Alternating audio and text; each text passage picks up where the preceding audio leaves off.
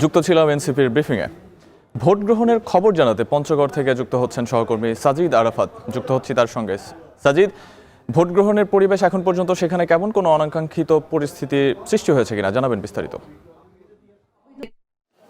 সাহাব, শুরুতে জানিয়ে রাখি যে আমরা কিছুক্ষণ আগে পঞ্চগড়ে ছিলাম, আবার আমরা এখন ঠাকুরগাঁও অবস্থান করছি। ঠাকুরগাঁও 1 আসনের সিংপাড়া কৃষ্ণপুর একটি প্রাথমিক বিদ্যালয়ে এই মুহূর্তে অবস্থান করছি এবং এখানে ভোট গ্রহণের যে চিত্র সেটি যদি দেখাতে চাই, এখানে এই কেন্দ্রটিতে ভোটার সংখ্যা কিছুটা কম, কিন্তু সকাল থেকেই আমরা এখানে যারা দায়িত্বরত রয়েছেন, প্রিজাইডিং অফিসার, সহকারী প্রিজাইডিং অফিসার, তারা বলছেন যে এখানে সকাল থেকে কিন্তু লাইন ছিল, বিশেষ করে নারী পুরুষ যে ভোটাররা রয়েছে তাদের লম্বা লাইন ছিল এবং এই মুহূর্তে যেহেতু দুপুরের মধ্যেই কিন্তু এখানকার যে অর্ধেকেরও বেশি ভোট ইতিমধ্যেই এখানে ভোট গ্রহণ করা হয়েছে সেটি বলছিলেন।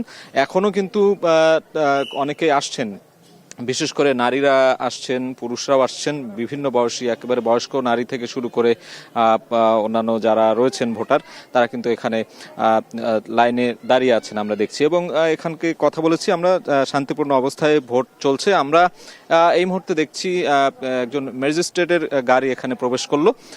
বিভিন্ন কেন্দ্রে কিন্তু তারা ম্যাজিস্ট্রেটরা, ভ্রাম্যমাণ যে ম্যাজিস্ট্রেটরা রয়েছে, প্রথম শ্রেণীর ম্যাজিস্ট্রেট, তারা কিন্তু বিভিন্ন কেন্দ্রে যাচ্ছেন এবং কোনো ধরনের অপ্রীতিকর ঘটনা বা ধরেন কোনো ধরনের সমস্যা হলে তারা সেগুলো চিহ্নিত করছেন এবং সংক্ষিপ্ত বিচার আদালত তারা বিষয়টি দেখছেন।